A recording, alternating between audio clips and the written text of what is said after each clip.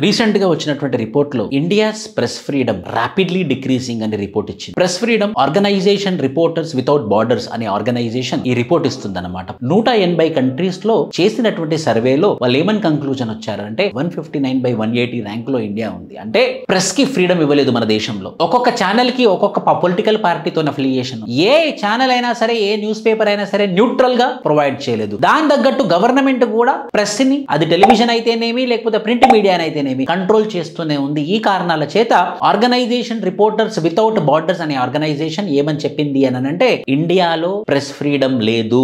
అదే Scandinavian countries like Norway, Switzerland, Sweden and Denmark ఈ countries లో ప్రెస్ ఫ్రీడమ్ చాలా బాగుంది. అన్ని ప్రెస్ చాలా న్యూట్రల్ గా చేస్తుంది. అదే భారతదేశంలో మాత్రం చాలా వీక్ గా ఉంది. సో ఖచ్చితంగా ప్రభుత్వం దీని మీద ఇమీడియట్ గా యాక్షన్ తీసుకొని ప్రెస్ ఫ్రీడమ్ ఎక్కువగా ఉండాలి. సో దట్ ప్రజలకు నాణ్యతమైనటువంటి స్వతంత్రమైనటువంటి వార్తలు, విషయాలు తెలవాల్సిన అవసరం ఎంతైనా